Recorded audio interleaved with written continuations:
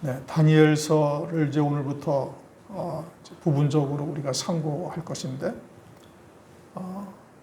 말세를 사는 우리들에게 이제 필요한 부분들을 이제 우리가 좀 이제 돌아볼까 합니다.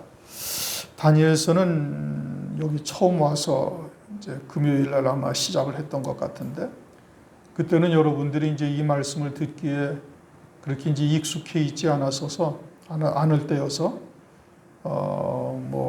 바르게 온전히 이해되기가 그렇게 쉽지는 않았을 겁니다. 그래서 이제 다니엘서가 요한계시록과 연결이 되어져 있고, 오늘날 우리들에게 이제 담겨져 있는, 우리들에게 전할 메시지가 담겨져 있는 곳들을 이제 주로 이제 상고를 해볼까 합니다. 오늘 5절부터 13절 말씀을 우리가 읽었는데, 그 앞에 1절, 2절을 보면은 유대 나라에 있는 하나님의 성전의 기구를 가져다가 바벨론 신전에다가 갖다 두죠. 하나님의 성전에 있는 기구들은 곧 하나님의 백성들을 의미하는 겁니다. 그러니까 하나님의 백성들을 의미하는데, 그것들을 갖다가 바벨론에 있는 신전 창고에다 갖다 두었다. 그것은 하나님의 자녀들이 우상들을 섬기고 있고 너희들의 신앙의 실상이 이러하다라는 것을 보여주고 있는 것이죠. 장차 적그리스도가 등장을 하게 되어지면은 이제 적그리스도를 경배하고 짐승표를 받게 하죠. 교회가 음료교회가 되어져서 짐승표를 받는 교회들이 있을 것을 성경은 분명히 말씀을 하고 있고, 그들은 오늘날 신앙생활하는 것이 겉으로는 하나님을 섬기고 하나님의 말씀을 들여다보고 있지만 실상은 바벨 신앙이요, 우상을 섬기고 있다라는 것을 짐승표를 받게 함으로 그것을 확증하는 겁니다.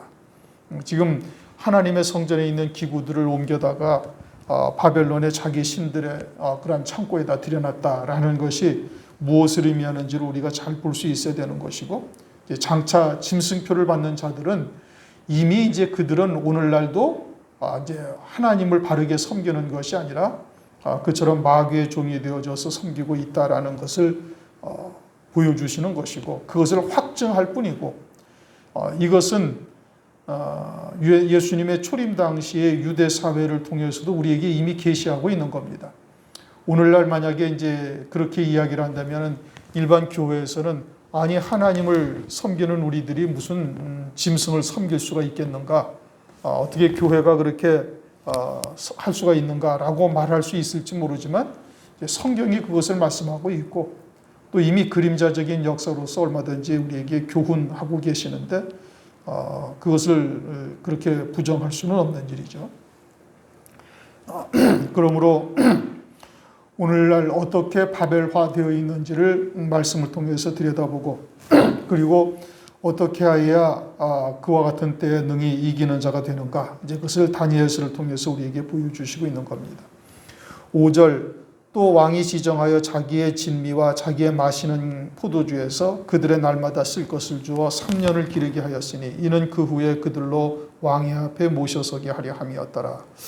유다 왕족 또는 유다의 귀족 또는 흠이 없고 아름답고 재주가 있는 자들을 포로로 잡아가서 그들에게 이처럼 바벨론 왕이 자기가 먹는 아주 맛있는 음식 그리고 마시는 포도주를 그들에게 주어서 3년을 기르게 하면은, 그러면은 바벨론 왕을 섬기는 자가 된다, 이런 의미인 겁니다. 그러면은 바벨론 왕이 먹는 그 좋은 음식과 그 귀한 포도주를 먹으면은 바벨론 왕에게 왕의 은혜가 감사해서 그 왕을 섬긴다라는 뜻이냐? 그런 의미가 아니죠. 이제 영적인 의미를 담고 있는 겁니다.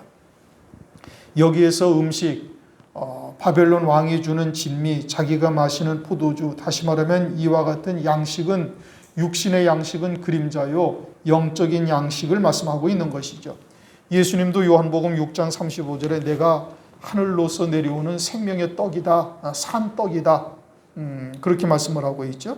그러니 말씀이 육신을 입고 이 땅에 오신 그리스도께서 생명의 떡이라고 말씀하시니 하나님의 말씀이 곧 우리에게 영의 양식이 되고 있음을 말하는 것이고, 광야의 이스라엘 백성들에게도 하늘에서 만나를 내려서 먹이셨죠. 하늘의 신령한 양식인 겁니다. 그리고는 신명기 8장 3절에 하나님의 말씀으로만 사는 자 되게 하시려고 하나님께서 그렇게 하늘에서 신령한 만나를 내리시고 광야길을 걷게 하신 것이죠. 그러므로 오늘날 우리가 새로운 피조물이냐? 그러면 우리의 양식이 뭐냐? 나의 참 생명, 나의 참 자아가 그리스도 안에 있는 영원한 생명이니 그 생명의 참 양식은 하나님의 말씀이 양식이 되는 겁니다. 그런데 바벨론 왕이 주는 진미와 바벨론 왕이 주는 포도주는 뭐냐? 그것은 바벨 사상이요 음행의 포도주를 주는 것이죠. 지금 이렇게 붙잡혀온 자들, 다윗의 왕족, 귀족 또는 재주가가 통달하며 지식이 구비하고 학문에 익숙하여 왕궁에 모실 만한 자다. 4절에 그렇게 말씀하고 있잖아요. 유다에 있는 왕족, 귀족, 지식이 많은 자, 흠이 없는 자들이다 이겁니다. 그러면 유다의 이와 같은 왕족, 귀족, 지식이 많은 자들은 뭐냐? 다윗의 기업이 있는 자죠.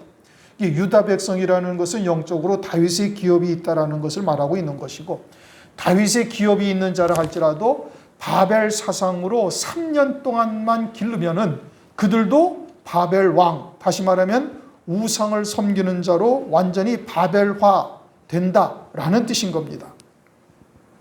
성경은 우리에게 영생을 위해서 주신 말씀이죠. 요한복음 5장 39절을 보면은 너희가 성경에서 영생을 얻는 줄 알고 생각하고 성경을 상고한다라고 말씀하고 있는데, 성경은 영생, 다시 말하면 영원한 생명을 우리에게 생명이 있음을 깨닫게 하시고 그 영원한 생명을 더하게 하시는 말씀이 하나님의 말씀이죠. 그래서 요한복음 10장 10절에도 보면은 내가 온 것은 양으로 생명을 얻게 하고 더 풍성히 얻게 하려 하신다라고 주님께서 말씀하셨어요. 그러므로 하나님의 말씀은 오직 영원한 생명에 그 초점이 맞추어져 있어요. 비록 세상에 있는 것들을 가지고 말씀하시지만 하나님의 말씀의 본질, 다른 말로 하면 진리가 무엇이냐? 영생의 말씀이 진리인 겁니다. 그러므로 이와 같은 생명에 관한 하나님의 말씀이라는 것을 우리가 잘 깨닫고 있어야 되는 것이고, 생명의 말씀이 무엇인지를 우리가 분별할 수 있어야 되는 겁니다. 진리가 무엇인지를 바르게 알고 분별할 수가 있어야 되는 것이죠. 우리가 지금 환난을 통해서 첫째 부활의 영광의 복음을 들었다 해서 그 말씀이 우리에게 생명이 되기까지에는 많은 시간과 연단의 과정들이 있죠. 그 말씀을 들었다고 해서 그 말씀이 우리에게 다 생명이 되었느냐? 그렇지는 않은 겁니다. 그런데 이미 일반적인 교회의 말씀들은 노아의 때와 같다, 롯의 때와 같다 하신 말씀대로 홍수물, 먹지 못할 쑥물이나 아주 음행케 하는 말씀들로 범람하고 있는 거예요. 그러니 아무리 다윗의 기업이 있는 자라 할지라도 그러한 말씀과 접하게 되어지고 그러한 말씀으로 사는 자가 되어지면은 그것은 다윗의 기업과는 무관한 자로 전락하게 되어질 것을 말씀하고 있는 겁니다. 그러므로 우리가 이 마지막 때를 살아가면서 이처럼 참된 진리가 무엇인지를 우리가 바르게 깨닫고 있는가, 우리가 이것을 아주 잘 생각해 봐야 되는 것이고, 여러분들도 TV나 또는 인터넷 방송이나 이런 것을 보면서 다른 설교들을 들어보고 무엇이 잘못되어 있는지를 정확하게 하나님의 말씀으로 분별치 않으면은, 그렇게 할 수가 없으면은 아직 진리가 완전히 내 것이 되어 있지 못하다 이 뜻인 겁니다. 그러므로 가끔 그런 거 한번 여러분들이 들어보시면서 무엇을 하나님의 말씀의 초점이 어떻게 잘못되어져 있는지, 말씀의 해석을 어떻게 잘못하고 있는지를 딱 분별할 수가 있어야 돼요. 하나님의 말씀으로 딱 분별이 되어져야, 그래야 진리가 무엇인지를 비로소 깨달은 것이고 생명이 내게 일부 되어져 있다라는 것을 알 수가 있는 겁니다. 만약에 그러한 설교 방송을 듣거나 그런 것을 보고서도 뭐가 잘못되어 있는지 명확치 못하고 다 그 말씀이 그 말씀 같다라고 생각을 한다면 아직 진리가 무엇인지를 잘 모르고 있는 거예요. 바리새인의 누룩이 무엇인지 사두개인의 누룩이 무엇인지도 잘 모르는 것이고, 하나님의 말씀이 혼잡하다라는 것이 무슨 뜻인지도 잘 분별하고 있지를 못하는 겁니다. 그러므로 우리가 하나님의 말씀을 듣고 무엇이 참인지를 바르게 깨닫고 그리고 영적인 분별을 할 수 있는 자가 되어야 되는 겁니다. 그러지 아니하면 이 바벨론 왕이 주는 이와 같은 진미와 그 포도주를 마시는 자가 되어졌을 때 그냥 뭐 그대로 다 실족하는 겁니다. 다 그 말씀이 그 말씀이고 그 말씀이 또 다 하나님의 말씀을 빙자해서 하는 것이니 그것도 다 하나님의 말씀이다라고 생각을 한다면 그것은 아직 진리가 무엇인지를 정확하게 분별하지 못하고 있는 것입니다. 6절 그들 중에 유다 자손 곧 다니엘과 하나냐와 미사엘과 아사랴가 있었더니 이들을 지금 뭐라고 말씀하셔요? 유다 자손이다. 다윗의 기업이 있다. 이런 뜻인 겁니다. 유다와 남쪽 유다와 북이스라엘에 대해서는 이미 이제 여러 차례 말씀을 드렸어요. 유다 자손이라는 의미는 다윗의 기업이 있다. 이런 의미죠. 북이스라엘은 열왕기상 12장 16절을 보면 이렇게 말씀하셔요. 우리가 다윗과 무슨 관계가 있느냐? 이새의 아들에게서 업이 없도다. 그렇게 해서 나누어진 나라가 북이스라엘인 겁니다. 그래서 10지파가 모여서 다윗의 기업과는 상관이 없다라고 자기들 스스로 말하면서 거기에 이제 이스라엘이라는 나라를 세우고 그리고서는 이제 자기들도 하나님의 말씀을 가지고 하나님을 섬긴다고 하지만 베델과 단에다가 금송아지를 만들어 놓고 이것이 우리를 구원하신 하나님이다라고 금송아지를 섬기는 자들로 전락해버리죠. 그리고 레위 지파가 아닌 아무나 제사장을 삼고 그러면서 초막절도 한 달쯤 늦게 사람의 정한 절기로 지키는 이와 같은 자들이 이제 북이스라엘인데 그들은 다윗의 기업과 전혀 상관이 없는 자들인 겁니다.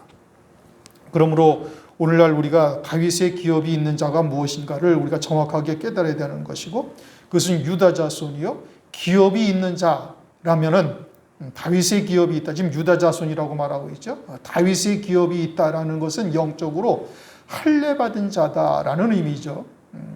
창세기 17장을 보면 할례가 언약의 표징이다 이렇게 말씀하고 있어요. 아브라함에게 할례를 행하라 말씀하시면서 할례가 언약의 표징이다. 그럼 어떠한 언약이냐? 그건 아브라함에게 창세기 17장에 하신 언약이 무엇이냐? 10왕들이 나리라 가나안 땅을 영원한 기업으로 주리라 생육 번성하리라 뭐 이와 같은 언약이 아브라함에게 주어졌고 그 언약의 표징으로 할례를 행하라고 말씀을 하고 있어요. 할례라는 것은 오늘날 그리스도의 할례요, 마음의 가죽을 베어내는 일이요, 이제 영적인 할례죠. 그리스도와 함께 우리의 옛사람은 죽었고 새 생명 가운데 사는 자다라는 겁니다. 그리스도의 할례를 받은 자여야만 오늘날은 다윗의 기업이 있는 자고 그리스도의 할례를 받았다라는 것은 그리스도 안에서 영원한 생명이 무엇인지를 깨닫고 자기의 참 자아가 그 영원한 생명이라는 것을 알고 그렇게 하늘 소망 가운데 믿음으로 사는 자인 겁니다. 마태복음 1장 1절을 보면은 아브라함과 다윗의 자손 예수 그리스도의 세계다 이렇게 말씀하고 있죠. 아브라함과 다윗의 자손, 아브라함에게 하신 그 언약이 다윗에게 이 땅에서 실상으로 이루어졌는데 그것은 그림자인 것이고 장차 그리스도께서 이 땅에 재림하시게 되면 그리스도의 나라에서 만 왕들이 나오게 되어질 것을 말씀하고 있죠. 그것이 이제 영원한 왕인 겁니다. 사무엘하 7장을 보면 다윗에게 하나님께서 약속을 하셨어요. 내 위를 영원히 보존하리라. 사무엘하 7장 16절 내 집과 내 나라가 내 앞에서 영원히 보존되고 내 위가 영원히 견고하리라. 그런데 다윗의 위가 지금 영원히 견고하게 지금 되어져 있습니까? 지금 이스라엘의 다윗의 후손들이 왕으로 있나요? 아니에요. 500년을 가지 못하고 다윗의 나라가 다 무너지고 말았죠. 그러면 하나님의 약속이 잘못되어 있나요? 그런 것이 아니다 이겁니다. 다윗의 나라는 그림자인 것이고 아브라함에게 하신 언약이 다윗에게 이 땅에서 그대로 이루어졌고 그것은 장차 그리스도의 나라에서 실상으로 이루어질 것이고 그것은 첫째 부활의 영광을 받는 자들이 이제 이와 같은 하나님의 언약 안에 있는 자들이고 그와 같은 언약 안에 있는 자들은 반드시 할례를 받아야 할 것을 말씀하고 있어요. 할례를 받았다. 그것은 그리스도 안에 새 생명으로 사는 자다. 다시 말하면 하늘에 속한 자다. 하늘에 속한 자라면 바벨론 왕이 주는 진미와 바벨론 왕이 주는 포도주에 실족하지가 않는 겁니다. 그것이 무엇인지를 분별하고 구별하고 그와 같은 것을 먹지 아니하는 자가 되는 거예요. 그런데 그와 같은 다윗의 기업이 무엇인지, 그리스도의 세계에서 이루어질 하나님의 언약이 무엇인지를 오늘날 모르죠. 할례를 받지 아니한 겁니다. 이게 세례, 그리스도의 이름으로 물방울 떨어뜨리고 또는 물속에 들어갔다 나오는 이와 같은 세례는 받았을지는 모르지만 그 하나님께서 주시는 마음의 가죽을 베고 그리스도의 할례, 손으로 하지 아니한 할례가 무엇인지를 깨닫고 있지를 못하고 있는 것이죠. 그것을 깨닫는 자여야만이 유다 자손이요 다윗의 기업을 잇는 자가 되는 것인데, 그러지 못하고 있는 것이 오늘날의 실상인 겁니다. 그러나 다니엘과 이 세 친구는 누구라고 말씀하고 있어요? 유다 자손이다. 다윗의 기업이 있는 자다. 그것은 다시 말하면 언약의 표징인 할례를 받은 자다. 그것은 육신의 할례가 아니라 마음의 가죽을 벤 것이요. 그것은 이제 골로새서 2장 11절 12절에서 우리가 이미 상고했던 바인 것이죠. 그러한 자여야 다윗의 기업이 있는 자요 유다 자손이라고 영적으로 말씀하고 있는 것이고, 이제 그들의 신앙이 어떠한지를 지금 말씀하시는데, 그들은 어떠하다고요? 왕이 주는 진미와 포도주를 배격하는 거예요. 7절, 환관장이 그들의 이름을 고쳐 다니엘은 벨드사살이라 하고 하나냐는 사드락이라 하고 미사엘은 메삭이라 하고 아사랴는 아벳노고라 하더라. 이름을 바꾼다라는 것은 그 근본을 상실하게 하려는 거예요. 다시 말하면 하늘에 속한 자로서 완전히 버림받아지고 바벨화되게 만들기 위해서 그들의 이름을 바꾸는 겁니다. 그러자 이제 8절, 다니엘이 어떻게 했다고요? 뜻을 정했다 이겁니다. 뜻을 정하여 왕의 진미와 그의 마시는 포도주로 자기를 더럽히지 아니하리라 하고 자기를 더럽히지 않게 하기를 환관장에게 구하니. 어떤 뜻을 정하였어요? 왕이 주는 음식을 먹지 아니하겠다. 다시 말하면 바벨 사상이 무엇인지 알고 그와 같은 것으로 자신을 절대 더럽힐 수가 없다. 왜냐? 자기는 유다 자손이기 때문에 그러는 것이죠. 유다 자손이기 때문에 그러는 거예요. 그러니까 당시에는 왕은 절대 권력을 가진 자요 모든 사람의 생사 여탈권을 가졌죠. 그러니 왕이 주는 음식을 거절하겠다라는 것은 죽으면 죽으리다라고 신앙을, 지금 이제 순교적 신앙을 이미 가지고 있음을 말하는 겁니다. 음식이라는 것이 이미 우리가 조금 전에 말씀드린 것처럼 단순한 육신의 양식을 말하는 것이 아니라 새 피조물 된 자에게의 양식, 그것은 하나님의 말씀인데, 그러한 하나님의 말씀이 바벨화되어져서 바벨 사상, 다시 말하면 혼잡한 말씀이 되어져서 그와 같이 누룩이 섞인 떡으로 자신을 더럽히지 아니하겠다 이러는 것이죠. 그 이제 성경에서도 마태복음 16장 6절, 고린도전서 5장 8절 여러 곳에서 말씀하고 있어요. 바리새인의 누룩이나 사두개인의 누룩, 또는 묵은 누룩과 괴악하고 악독한 누룩, 또 고린도후서 2장 17절 하나님의 말씀을 혼잡하게 한다. 수다한 사람들이 하나님의 말씀을 혼잡하게 했다.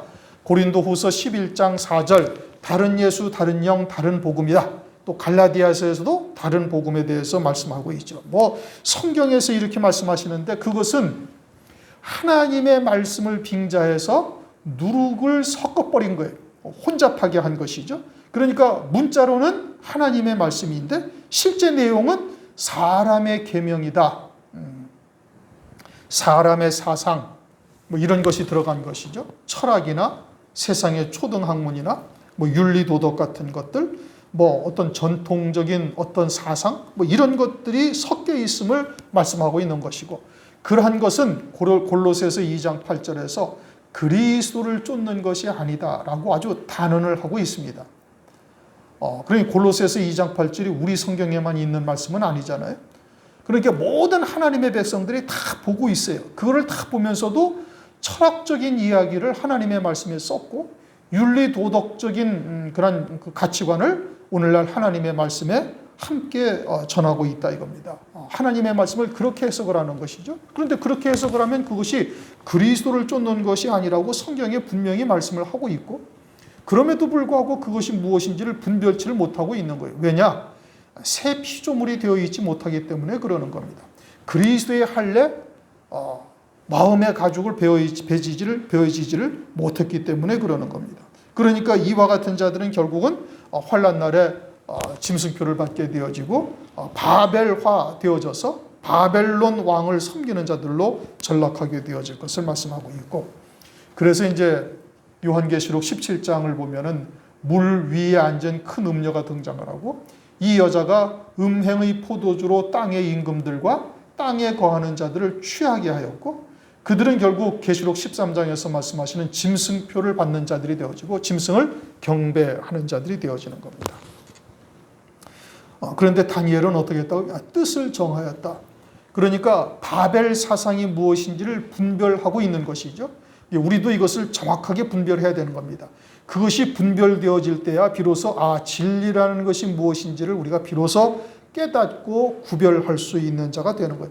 그리고 그렇게 구별할 수 있는 자가 되어져야 바벨 사상을 배격하고 죽으면 죽으리다 결단을 할 수 있는 자가 되어지는 겁니다. 그것이 구별되지 아니하면 환난 날에는 100% 실족하는 겁니다. 마태복음 2장을 보면은 헤롯 왕이 2살 이하의 사내 아이를 다 죽이잖아요.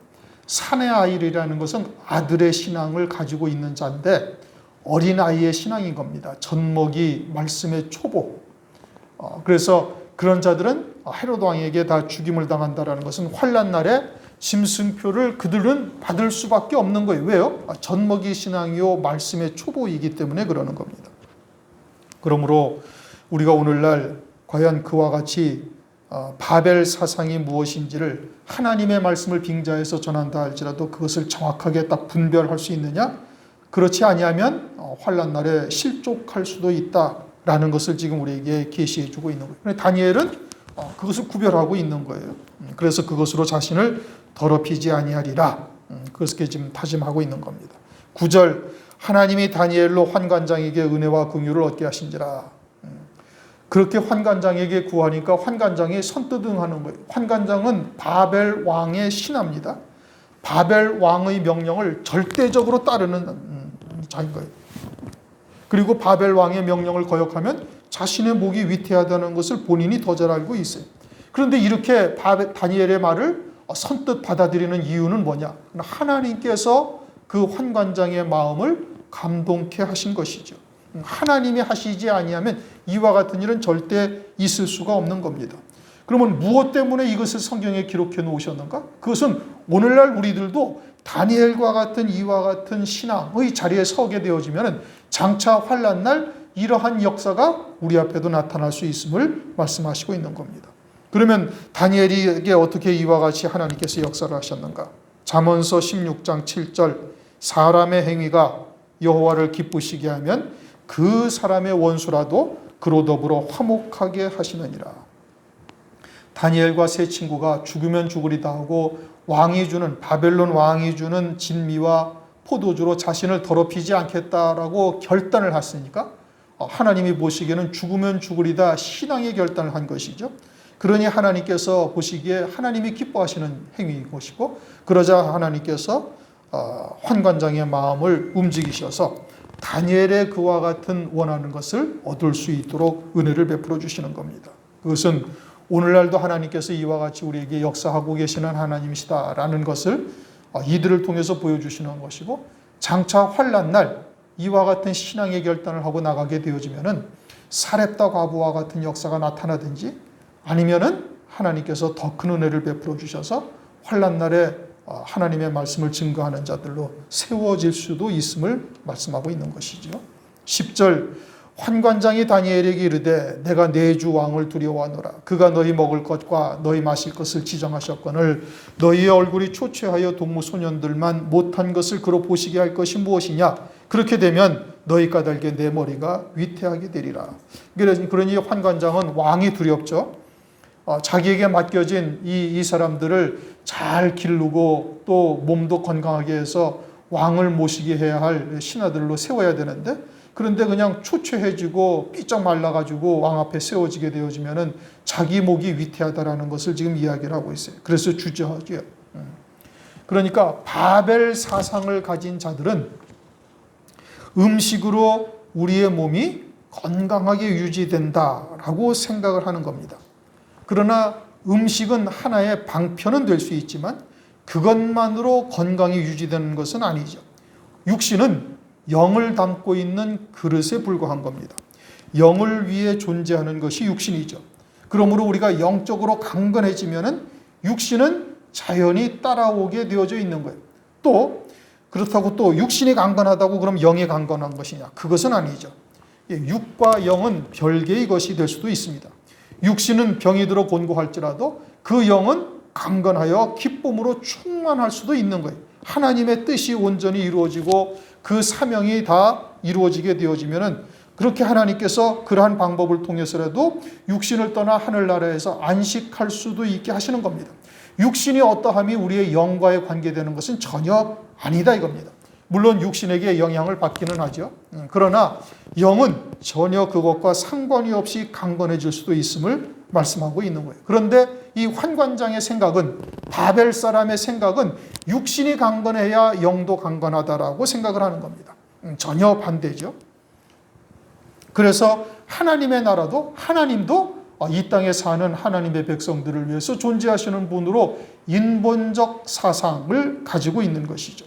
환관장과 같은 신앙은 그러한 겁니다. 그래서 하나님은 우리를 병낫게 하시고 세상의 일들을 형통하게 하시고 그렇게 하나님께서는 우리를 도와주시는 분으로 아는 거예요. 환관장의 신앙인 겁니다. 그러나 다니엘과 세 친구의 신앙은 전혀 그렇지 아니하죠.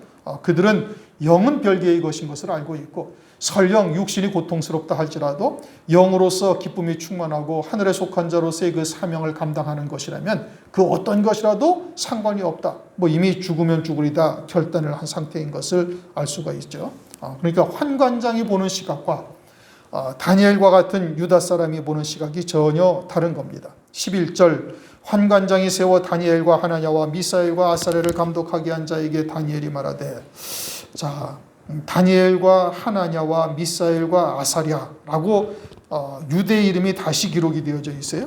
7절에 보면은 환관장이 그들의 이름을 바벨론 이름으로 바꿨죠. 벨드사살이라 하고 사드락, 메삭, 아벳노고로 이름을 바꿨어요. 그런데 유대의 이름으로 다시 기록된다라는 것은 무엇을 의미하는 거야? 그것은 그들이 바벨론 이름으로 바꿨다 할지라도 다시 유대 이름으로 말씀하시는 것은 그들의 신앙이 유다 기업을, 다윗의 기업을 잇는 신앙인 것을 여전히 그러하다라는 것을 나타내고 있는 겁니다. 이미 이제 바벨론 왕이 주는 음식을 거역을 하고 죽으면 죽으리다 결단을 한 이와 같은 신앙인이 유다의 이름으로 기록되어져 있고, 후에 이들의 이름이 성경에서는 바벨론에서 관직을 받고 또 바벨론 이름으로 불리운다 할지라도 그들의 신앙이 변하지 아니하였음을 통해서 우리가 알 수가 있는 겁니다. 그러므로 이들의 신앙은 전혀 요동이 없고 그 중심은 오직 하나님께로 향하고 있는 것이죠. 그 가운데서도 다니엘의 신앙이 앞서고 있고 다니엘이 그들의 신앙을 인도하고 있는 거예요. 그래서 다니엘의 신앙과 세 친구의 신앙이 조금은 이제 차이가 있죠. 오늘날로 말하면 두 증인과 순교자의 신앙, 이와 같은 사이가 지금 되고 있음을 나타내고 있는 겁니다. 12절 청하오니 당신의 종들을 열흘 동안 시험하여 채식을 주어 먹게 하고 물을 주어 마시게 한 후 당신 앞에서 우리의 얼굴과 왕의 진미를 먹는 소년들의 얼굴을 비교하여 보아서 보이는 대로 종들에게 처분하소서 하매. 자, 이제 다니엘이 대단한 신앙의 결단을 한 겁니다. 왕이 주는 진미와 포도주를 먹는 소년들과 또 자신들에게는 채식하고 물만 주어서 열흘 후에 한번 비교해 보라. 하나님께서 우리의 믿음을 보시고 반드시 그들보다 훨씬 더 얼굴에서 그러한 윤택이 나게 할 것이고 그들보다 훨씬 좋아 보이게 하실 수 있음을 믿는 것이죠. 자신들이 믿음으로 하나님의 영광을 드러내겠다고 지금 이야기를 하고 있는 겁니다. 또 왕이 주는 산의 진미는 사실상 우상들에게 바쳐진 음식이죠. 그러한 음식을 먹으면 자연히 우상들에게로 마음이 향할 수밖에 없게 되어지고 있는 겁니다. 이와 같은 것이 우리에게 무엇을 말하는가? 그것은 장차 환난 날에 짐승표를 받지 아니하면 양식을 구할 수가 없게 되죠. 그러할 때 죽으면 죽으리다 결단을 할 수 있어야 되는 겁니다. 그러할 때 과연 우리가 육체의 문제를 초월할 수가 있는가? 그것을 지금 다니엘과 세 친구를 통해서 우리에게 보여주시는 것이고 그것이 온전한 믿음인 것을 말씀하고 있는 겁니다. 신앙의 정절을 지켜서 우리가 진리의 말씀으로 충만하게 되어지면은 육신의 그릇은 당연히 강건하게 되어질 것을 다니엘과 세 친구는 믿고 있는 것이고 바벨론 왕이 주는 산의 진미를 배격한다 할지라도 하나님께서 더 낮게 하실 것을 믿고 있는 거예요. 또 설령 그렇게 되지 아니한다 할지라도 그것에 대해서 연연해하지 아니하는 겁니다. 신앙의 정절을 지키다가 그것으로 죽으면 죽으리다라고 지금 결단을 하고 있는 것이죠. 그런데 이들이 열흘 동안 채식을 주어 먹게 하고 물을 주어 먹게 하라 이렇게 지금 말하고 있어요. 이것이 그냥 단순히 그냥 풀떼기만 먹어도 우리는 충분히 그들보다 나을 수 있다 이것을 의미하느냐 그렇게 말씀하는 것은 아니고 영적인 의미를 우리에게 말씀하고 있는 것이죠. 창세기 1장 29절 30절을 보면은 씨 가진 채소는 사람들에게 먹게 하시고 씨 없는 풀은 짐승의 먹이로 하나님께서 주셨어요. 그런데 일반적으로 채소는 다 씨가 대부분 다 있습니다. 그런데 성경들은 짐승들은 씨 없는 풀을 먹는 것이다. 그 영적인 의미를 담고 하나님께서 주시는 것이죠. 씨라는 것은 다음 세대의 생명이죠. 다시 말하면 영원한 하늘의 영원한 생명을 말씀하시는 것이고 그 영원한 생명을 예비하는 삶을 가진 자는 씨 가진 채소를 먹는 자와 같음을 말씀하고 있고 짐승들은 씨 없는 풀만 먹어요. 다시 말하면 짐승들은 내세를 걱정하거나 영원한 생명이 무엇인지를 깨닫지 못하고 있고 이 땅에서 그저 먹을 것, 입을 것, 마실 것이 있으면 그것으로 만족하는 것이 짐승이에요. 짐승들은 절대 내세를 걱정하지를 않습니다. 그러므로 시편 49편 20절 존귀에 처하나 깨닫지 못하는 사람은 멸망하는 짐승과 같도다. 하나님의 자녀로 이 땅에 보내심을 받은 것이 얼마나 존귀한 존재들이에요. 하나님의 아들로서 하나님의 모든 유업을 다 이을 수 있는 자에까지 이룰 수 있도록 하나님께서 우리에게 은혜를 베풀고 계시니 이보다 더 존귀한 존재가 사실은 없는 겁니다. 그런데 그것을 깨닫지 못하고 그저 하나님의 말씀을 가지고 이 생에서의 먹을 것, 입을 것, 마실 것을 위해서만 살고 있다면 그거는 짐승과도 하나도 다를 바가 없다 이겁니다. 짐승이 내세를 걱정합니까? 안 하잖아요. 그리고는 그저 오늘 하루 먹을 것만 있으면 그것으로 만족하는 것이 짐승의 삶인 거예요. 그러니 사람도 그러하다면 그런 짐승과 다를 바가 하나도 없어요. 짐승도 죽고 사람도 죽죠. 그런데 이 땅에서 일생 동안 사는 기간 동안에 짐승들처럼 그저 오늘 하루 먹을 것 있으면 그것으로 만족하고 기뻐하고 헤헤거리고 그러다가 죽고 나면 짐승과도 하나도 다를 바가 없다. 그러니 하나님께서 씨 가진 채소와 씨 없는 풀을 구별하시고 짐승들의 먹이와 사람들의 먹이를 먹을 것을 따로 구별하셨다는 것은 하나님의 자녀로서 이 땅에 보내심을 받은 자가 어떠한 신앙생활을 해야 되는가를 우리에게 영적으로 계시해 주고 있는 겁니다. 그러므로 다니엘은 지금 어떠하다는 거예요? 다니엘은 씨 가진 채소만 나는 먹는다라고 말하고 있는 겁니다. 또 왕이 주는 포도주를 먹지 아니하고 물만 먹겠다. 포도주는 육체를 즐겁게 하는 음료죠. 육신에 속한 자로서 육신의 즐거움을 쫓게 하는 그와 같은 것을 말하고 있는 것인데 음행의 포도주가 그 대표적인 예죠. 그럼 물은 뭐냐? 물론 포도주도 요한복음 2장에 보면 갈릴리 혼인잔치에 물로 된 포도주는 선한 의미로서의 포도주죠. 그러나 포도주가 그렇게 양면성이 있는 것이죠. 그런데 물이라는 것은 요한복음 4장 14절에 주님께서 내가 주는 물은 그 속에서 영생하도록 솟아나는 샘물이 되리라 그렇게 말씀하시면서 우물물을 뚫어온 사마리아 여자가 이 물을 받아가지고 가는 거예요. 육신의 물을 뚫어왔다가 그 육신의 물동이는 그냥 내팽개쳐버리고 이 물을 받아가지고 돌아가서 내가 그리스도를 만났다라고 온 동네 사람들에게 자랑하죠. 그러니까 생수를 받아가지고 간 겁니다. 영원한 생수. 그러니까 다니엘이 채식과 물만 먹겠다라는 것은 씨 가진 채소와 이처럼 영생하도록 솟아나는 샘물만 먹겠다. 다시 말하면 진리의 말씀만 먹겠다. 그리고 바벨론 왕이 주는 바벨 사상은 철저히 배격하겠다. 오늘날 우리가 그렇게 채식과 물로서만 먹는 자가 되어져야 이 마지막 때 승리하는 자가 될 것이고 환난 날에도 넉넉히 이기는 자가 되어질 것을 이들을 통해서 우리에게 영적으로 교훈하시고 있는 겁니다. 결국은 다니엘과 세 친구가 다니엘서의 주요 인물인데 그들이 신앙의 정절을 지켜서 결국은 다 끝까지 승리하는 자가 되죠. 그 대표로서 다니엘이 이제 등장을 한 것이고 그 다니엘을 통해서 환난 날에 어떠한 신앙이 믿음으로 승리하는 자가 되느냐 이것을 우리에게 보여주시고 있는 겁니다. 다니엘은 유다 사람이다. 그렇게 말했죠. 다윗의 기업이 있는 자다 이 뜻인 겁니다. 다윗의 기업이 있는 자는 반드시 할례받은 자가 되어져야 되는 거예요. 그것은 마음의 할례받은 자가 되는 것이고 그들은 바벨 사상이 무엇인지를 정확하게 구별하고 있는 겁니다. 그래서 바벨 왕이 주는 진미와 그 포도주를 철저히 먹지 아니하겠다고 구별하여 그것을 배격하죠. 그러니 오늘날 우리들이 새 피조물, 새 생명 가운데 사는 자라면 확실하게 분별할 수 있는 자가 되어야 되는 겁니다. 어린아이 젖먹이는 환난 날에 결단코 이기지를 못하고 결국은 죽임당하죠. 짐승표를 받고 멸망하게 되는 겁니다. 최소한 청년의 신앙, 아비의 신앙에까지 이르러야 환난 날을 승리할 수가 있는 것.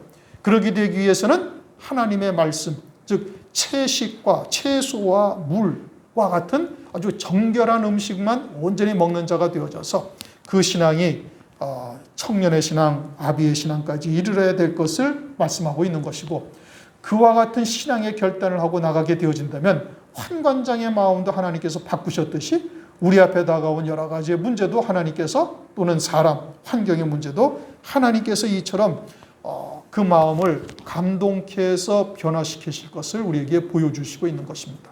환난 날에도 역시 그러할 것을 말씀하고 있는 것이죠. 그러므로 우리가 어찌하여야 환난 날에 능히 이기는 자가 될 것인가?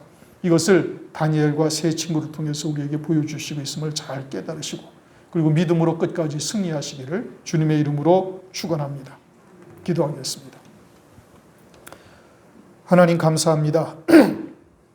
이제 수요 예배 시간을 통해서 다니엘서를 우리가 상고할 때 말세를 사는 우리들이 어떠한 신앙을 가져야 될 것이고 또 무엇을 이루어가야 할 것인지를 살펴볼 수 있도록 은혜 베풀어 주심을 감사를 드립니다. 오늘도 유다 백성이 무엇인지 어찌하여야 온전한 유다 백성이요 어떻게 하여야 바벨 왕이 주는 진미와 포도주를 배격하는 자요 되는지를 살펴볼 수 있도록 은혜를 베풀어 주심을 감사를 드립니다. 우리가 진리의 말씀을 더욱더 깊이 깨달아서 이러한 바벨 사상이 무엇인지를 분별하게 할 수 있게 하시옵고 또 청년과 아비의 신앙에까지 이르러서 능히 이기는 자 될 수 있도록 은혜 위에 은혜를 더하여 주시옵소서. 참으로 신앙의 결단을 해야 할 때 죽으면 죽으리다 결단할 수 있는 저희들 되도록 역사하여 주시옵소서. 예수 그리스도 이름으로 감사하며 기도드립니다. 아멘.